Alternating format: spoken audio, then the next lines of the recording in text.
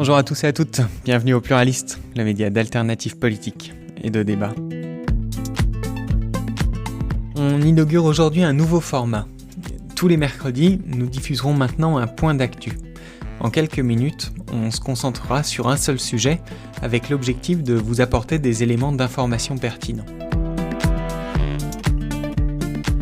Pour ce premier numéro, dans le contexte actuel de flambée des prix de l'énergie et de retour sur le devant de la scène de la question du pouvoir d'achat, on va s'intéresser à l'inflation, à son mode de calcul et aux critiques que l'on peut y faire.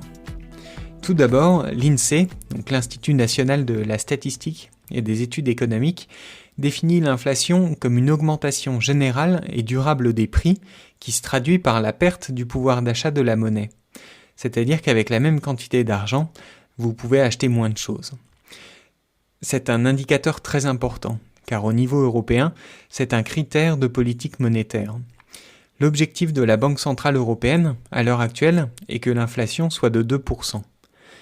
Au niveau national, l'inflation est prise en compte dans de nombreux contrats, dans le calcul de l'évolution des pensions alimentaires ou encore pour la revalorisation des minima sociaux. À noter qu'en France, d'ailleurs, jusqu'en 1983, les salaires étaient indexés sur l'inflation. Suivant les derniers chiffres publiés fin octobre, l'INSEE a calculé que l'inflation sur un an était de 2,6%, tirée vers le haut principalement par le prix de l'énergie et des services. Ça explique en bonne partie que la question du pouvoir d'achat refasse l'actualité. Pour estimer l'inflation, l'INSEE a établi l'indice des prix à la consommation, l'IPC. Il est rendu public tous les mois. Pour calculer cet indice, l'INSEE observe un panier fixe de biens et de services, actualisé chaque année pour rester représentatif de la consommation des ménages. L'objectif est de prendre en compte de nouvelles variétés de produits, par exemple lorsque de nouveaux usages apparaissent, et enlever également ceux dont l'usage disparaît. Dernièrement, c'est par exemple le streaming qui a été ajouté. En fait, d'après les règlements européens, tout produit qui représente plus d'1 millième de la consommation des ménages doit être introduit dans le panier de l'indice des prix à la consommation. Concrètement, 160 000 prix sont collectés chaque mois par les enquêteurs de l'INSEE qui se déplacent dans 30 000 points de vente. 500 000 prix sont également collectés sur Internet manuellement ou à l'aide de robots. Et enfin, depuis janvier 2020, 80 millions de prix de produits vendus dans les grandes surfaces et les pharmacies sont suivis grâce aux données provenant des caisses. Ensuite, avec toutes ces données, l'INSEE classifie les produits selon leur fonction dans plusieurs catégories. Alors, l'alimentation, alcool et tabac, l'habillement, le logement, l'équipement du logement, la santé, les transports, la communication, les loisirs et la culture, l'éducation, l'hébergement et la restauration, et enfin les autres biens et services. Ces regroupements permettent de constater notamment des modifications de comportement de consommation. Par exemple, avec le confinement, en 2020, les dépenses en alimentation, alcool et tabac se sont maintenues, alors que dans le même temps, les dépenses en transport, hébergement et restauration chutaient. Les variations de prix sur des catégories de produits en baisse de consommation ont donc moins d'impact sur l'indice final. Une fois cela dit, dans la construction de l'indice, il y a des éléments qui attirent l'attention et sur lesquels on peut formuler des critiques. Par exemple, le poids du logement dans l'indice final n'est que de 15,3% en 2021, alors que le logement est un poste de dépense qui représente bien plus dans le logement des Français. En général entre 24 et 28% en moyenne, sans compter l'énergie. En fait, cela s'explique parce que l'indice des prix à la consommation prend uniquement en compte les dépenses qui relèvent de la consommation, c'est-à-dire concrètement les loyers et les charges, les dépenses en énergie, l'électricité, le gaz, et les petits travaux d'entretien et de réparation. En revanche, l'INSEE ne prend pas en compte les remboursements de prêts immobiliers, puisque pour l'INSEE, ce n'est pas de la consommation, mais de l'investissement. L'investissement, c'est ce qui augmente le patrimoine des ménages. Comme le logement ne disparaît pas avec son utilisation et peut se revendre, les emprunts relèvent de l'investissement et donc ne sont pas pris en compte.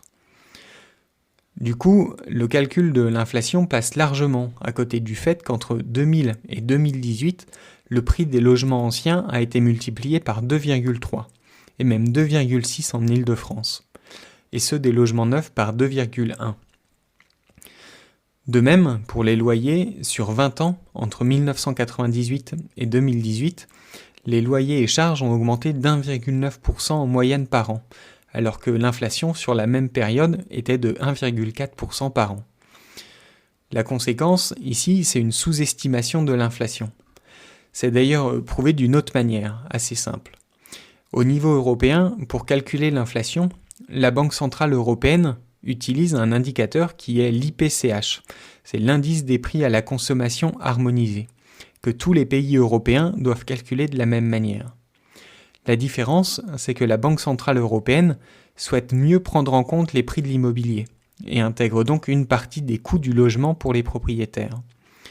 La conséquence, c'est qu'en novembre, l'INSEE calculait que l'inflation était de 2,6% en France, avec la méthode de l'IPC, alors qu'avec la méthode de l'IPCH, elle est de 3,2% sur la même période. Il y a donc bien une sous-estimation assez importante de l'inflation en ce moment. La deuxième limite du mode de calcul de l'inflation, c'est que l'indice des prix à la consommation mesure l'évolution des prix à qualité constante. C'est-à-dire que la montée en gamme ou l'innovation des produits n'entraîne pas de hausse des prix dans l'indice. Pour cela, l'INSEE fait ce qui s'appelle des ajustements de qualité. De leur point de vue, comme une amélioration de la qualité d'un produit procure plus d'avantages, cela devrait logiquement entraîner un prix plus élevé. En fait, l'objectif de l'INSEE, c'est de dégager de l'indice tout ce qui est lié au progrès technique, pour essayer de calculer une évolution des prix sur des produits comparables dans la durée. Concrètement, si vous achetez un nouveau smartphone au même prix que l'ancien, mais que le nouveau est plus puissant, cela peut se traduire dans l'indice par une baisse de prix. Même chose avec le forfait de téléphone. Si pour le même prix d'abonnement, votre fournisseur vous propose plus de services, du point de vue de l'INSEE, le prix a baissé. Là encore, la conséquence est que l'inflation est sous-estimée, puisque pour les consommateurs, la seule chose qui compte, c'est le prix qu'ils ont payé, pas le fait que pour le même prix, ils ont de meilleurs services.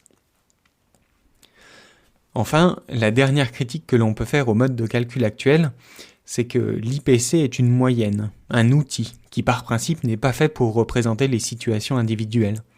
Suivant notre mode de vie, nos revenus, notre lieu d'habitation, nous sommes plus ou moins exposés aux variations de l'inflation sur nos dépenses. Par exemple, les postes de dépenses ayant connu les plus grandes variations sont le tabac, le gaz, l'électricité, le carburant, tandis que les prix ont largement baissé pour le poste des communications. Les personnes en zone rurale sont donc plus exposées à l'inflation. Si d'ailleurs vous voulez calculer votre taux d'inflation personnel en fonction de la répartition de vos dépenses, vous pouvez vous rendre sur le site internet de l'INSEE. On vous met le lien dans la description. Voilà pour cette première. Dites-nous ce que vous pensez du format, faites-nous des suggestions de sujets qui vous intéressent et sur lesquels on pourrait travailler.